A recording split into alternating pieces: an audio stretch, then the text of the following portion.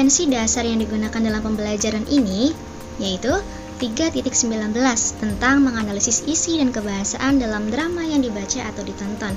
Yang kedua pada 4.19 yaitu mendemonstrasikan sebuah naskah drama dengan memperhatikan isi dan kebahasaan. Dengan indikator pencapaian atau kompetensi IPK ini, pada 3.19.1 mengidentifikasi isi dan kebahasaan drama yang dibaca atau ditonton. Dan pada 4.19.1 merancang pementasan dan mendemonstrasikan drama sebagai seni pertunjukan dengan memperhatikan tata panggung, kostum, tata musik, dan sebagainya. Dan pada 4.19 dan titik 2 memberikan tanggapan terhadap pementasan drama kelompok lain.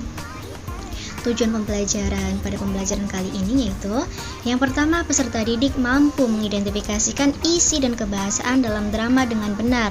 Yang kedua, peserta didik mampu merancang pementasan dan mendemonstrasikan drama sebagai seni pertunjukan dengan memperhatikan tata panggung, kostum, tata musik, dan sebagainya.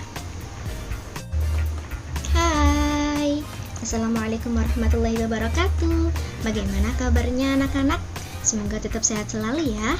Materi yang akan Ibu ajar sesuai dengan KD 3.19 dan 4.19 yang telah disampaikan tadi ya.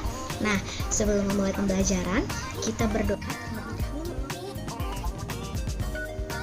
Kita masuk pada materi yang pertama tentang pengertian dan karakteristik drama. Menurut teman-teman, apa sih itu drama dan karakteristiknya? Nah, menurut Kamus Besar Bahasa Indonesia atau KBBI ini, drama didefinisikan sebagai komposisi syair atau prosa yang diharapkan dapat menggambarkan kehidupan dan watak melalui tingkah laku, akting, atau dialog yang dipentaskan. Drama juga memiliki karakteristik loh anak-anak. Tidak semua pementasan dapat disebut sebagai drama. Nah, berikut terdapat karakteristik yang dimiliki oleh drama. Yang pertama, ada pemeran dan tokoh cerita ataupun aktor. Nah, pemeran tokoh ini merupakan yang melakoni drama tersebut. Aktor inilah yang nantinya akan menghidupkan cerita dan menjalankan dialog seperti adegan. Yang kedua, didominasi oleh dialog dalam bentuk lisan. Semua yang ditulis di naskah drama nantinya akan ditampilkan oleh aktor atau tokoh dalam bentuk lisan. Dan dialog dalam bentuk lisan ini membuat drama lebih mudah untuk dipahami. Yang ketiga, ada gerak, mimik, dan suara yang dipentaskan secara bersamaan. Untuk melakoni suatu tokoh dalam drama tentunya tidak sembarang. Nah, dalam pemelaksanaannya, sang aktor harus mampu berakting seekspresif mungkin sesuai dengan apa yang ditulis oleh naskah. Yang keempat, terdapat adegan babak dan adegan, merupakan yang tidak bisa dipisahkan dari ciri-ciri umum drama atau karakteristik drama. Nah, terlebih adegan dalam suatu drama itu ditampilkan hanya yang bisa dilakukan sekali itu tanpa pengulangan. Berikutnya yang kelima, terdapat panggung pementasan. Nah, panggung pementasan drama ini merupakan sarana wajib yang harus dimiliki dalam drama. Dan pada panggung inilah nantinya para aktor berlakon sesuai dengan apa yang telah ditulis di naskah. Berikutnya terdapat properti pendukung drama yang ditampilkan dipentaskan secara langsung di atas panggung. Pementasan tersebut tentunya membutuhkan berbagai properti untuk menunjang suasana serta alur yang dipentaskan. Anak-anak tadi sudah menyimak ya apa yang Ibu sampaikan tentang pengertian dan karakteristik drama. Berikutnya tentang unsur-unsur drama. Kira-kira apa ya unsur-unsur dalam drama itu? Yang pertama ada tema. Hal pertama dan yang terpenting dalam sebuah drama betul adalah tema. Tema apa sih Bu? Nah, tema ini merupakan gagasan utama yang menjalin struktur isi dari drama. Tema berkaitan dengan proses jalan cerita sebuah drama. Nah, beberapa contoh tema dalam drama antara lain ada tema kemanusiaan, nasionalisme, kasih sayang, persahabatan, dan sebagainya. Jadi, disimpulkan bahwa sebuah drama yang disampaikan nantinya bergantung dari tema drama tersebut dan dipilih oleh penulisnya. Berikutnya yang kedua ada latar. Nah, setelah tema sudah ditentukan, kemudian unsur teks drama. Selanjutnya adalah latar drama tersebut. Latar adalah keterangan mengenai tempat tempat, waktu, dan suasana di dalam cerita. Jadi latar ini berkaitan dengan peristiwa yang terjadi di dalam sebuah drama, bukan berkaitan dengan penonton maupun persiapan drama. Berikutnya ada tokoh. Nih, tokoh ini adalah pelaku yang ada di dalam cerita. Tokoh menjadi pemegang peran yang bertindak untuk menjalankan sebuah cerita yang ada dalam drama tersebut. Berikutnya ada penokohan. Penulis drama harus menetapkan penokohan dalam teks drama. Penokohan yaitu sifat atau watak seseorang ketika memerankan sesuatu cerita. Nah, terdapat 3 jenis penokohan nih dalam drama. Kira-kira apa ya? Yang pertama ada tokoh protagonis atau tokoh utama. Yang kedua ada tokoh antagonis, yaitu tokoh penentang si protagonis tadi. Yang ketiga ada tokoh tritagonis, yaitu tokoh pendukung cerita. Berikutnya apa lagi sih unsur-unsur dalam drama? Yeps, dialog. Dialog adalah percakapan antara dua tokoh atau lebih dalam sebuah drama. Bagian ini merupakan unsur yang penting untuk ada dalam sebuah teks drama, khususnya pada drama yang adegannya terdapat percakapan di antara para tokohnya. Berikutnya ada babak. Nah, babak ini merupakan bagian dari lakon drama. Dalam sebuah satu lakon atau pementasan terdapat dari satu atau beberapa babak. Babak ini bisa disebut juga episode, yaitu kumpulan beberapa adegan. Berikutnya ada konflik. Konflik adalah ketegangan atau pertentangan dalam drama yang ditandai dengan adanya suatu permasalahan. Nah, pertentangannya terjadi pada satu tokoh atau antara satu tokoh dengan tokoh lain.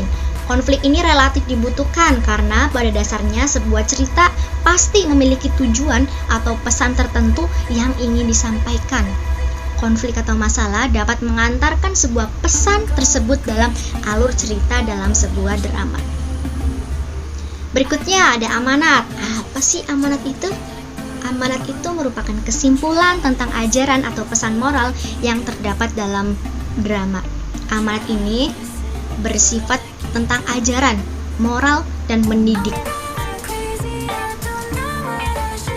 Ayo teman-teman, tetap semangat belajarnya ya. Masuk ke pembahasan tentang jenis-jenis dalam drama. Berapa sih pembagian jenis drama itu? Yang pertama, ada berdasarkan penyajiannya. Yang kedua, berdasarkan sarana pementasannya. Yang ketiga, berdasarkan ada dan tidaknya naskah drama. Masuk ke dalam struktur drama. Dalam drama dikenal pula istilah prolog, dialog, dan epilog. Pasti teman-teman gak asing kan mendengar 3 istilah tersebut? Apa sih prolog itu? Prolog merupakan bagian pembukaan suatu drama, sedangkan dialog berisi percakapan antar tokoh yang terdapat dalam suatu drama, dan epilog merupakan adegan akhir atau penutup drama.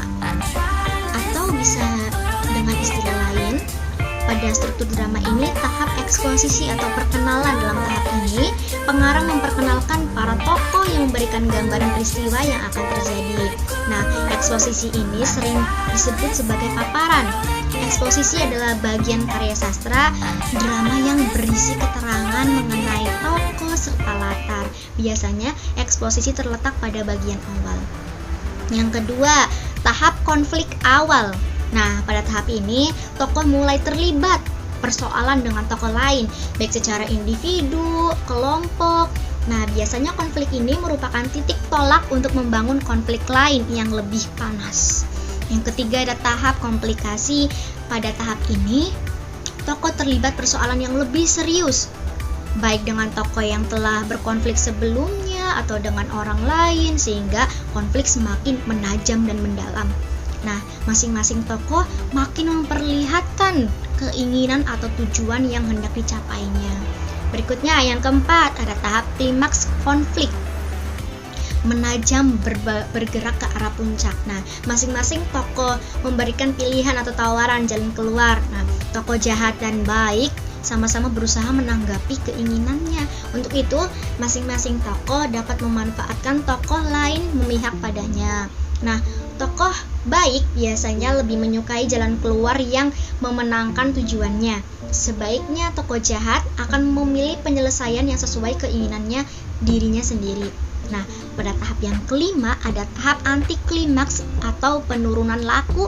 Pada tahap ini, konflik mulai mereda.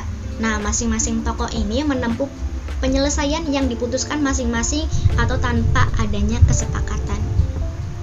Berikutnya tahap penyelesaian atau ending. Jika penulis naskah menghendaki tema mengedepankan kebaikan, lazimnya tokoh antagonis akan mengalami kekalahan. Nah, akan tetapi jika pengarang ingin menunjukkan bahwa sebuah kebaikan itu mudah diraih, maka biasanya tokoh baik diletakkan pada posisi yang menang. Nah, dalam drama dikenal pula istilah prolog, dialog, dan epilog tadi. Masuk kepada materi yang terakhir ya teman-teman, tentang kaidah kebahasaan teks dalam drama. Kaidah kebahasaan itu adalah aturan-aturan yang digunakan dalam membentuk kata dan kalimat sebagai ciri ataupun pembeda dengan jenis teks lainnya. Nah, dalam naskah drama ini terdapat 8 kebahasaan yang perlu teman-teman ketahui. Yang pertama berupa dialog. Nah, dalam dialog ini menggunakan tanda petik pada sebuah percakapan. Yang kedua, menggunakan kata ganti orang ketiga pada bagian prolog atau epilog seperti dia, beliau, ianya gitu. Berikutnya yang ketiga ada menggunakan kata ganti orang pertama dan kedua pada bagian dialog seperti aku, saya, kami, kita, kamu. Nah, yang keempat ada banyak menggunakan konjungsi temporal seperti sebelum, sekarang, setelah, mula-mula, kemudian. Yang kelima nih, banyak menggunakan kata kerja yang menggambarkan suatu peristiwa seperti menyuruh, menobatkan, menyingkirkan, menghadap, beristirahat. Nah, berikutnya banyak menggunakan kata kerja yang menyatakan sesuatu yang dipikirkan atau dirasakan oleh tokoh seperti merasakan, menginginkan, mengharapkan, mendambakan, mengalami. Berikutnya menggunakan kata sifat untuk menggambarkan tokoh, tempat, suasana seperti ramai, berisik, bersih, baik, buruk, jahat, gagah, kuat. Nah, berikutnya menggunakan berbagai macam-macam jenis kalimat. Ada kalimat perintah, kalimat berita, kalimat pertanyaan, kalimat seruan. Alhamdulillah teman-teman, materi sudah semua tersampaikan. Berikutnya untuk tugas mandiri, Ibu sudah menyiapkan naskah dramanya. Nanti teman-teman silakan dibaca dan dipahami. Nah, nanti teman-teman Ibu beri tugas untuk mengisi sesuai tabel yang Ibu bagikan ini. Nantinya teman-teman akan menganalisis tentang tema, inti cerita, dan tanggapan teman-teman tentang naskah drama tersebut. Berikutnya, teman-teman juga perlu menganalisis kaidah kebahasaan yang terdapat dalam naskah drama yang Ibu sampaikan tadi, yaitu tentang Ayahku Pulang. Berikutnya pada aktivitas kelompok penugasan berbasis proyek. Nah, Ibu beri waktu pengerjaan proyek ini dilaksanakan sesuai kesepakatan. Yang kedua, proyek berbentuk video drama dengan tema yang telah Ibu tentukan ya teman-teman. Berikutnya, video tersebut diupload pada media sosial yang siswa miliki seperti YouTube, Instagram, Facebook, atau lainnya. Nah, silakan teman-teman pilih salah satu saja.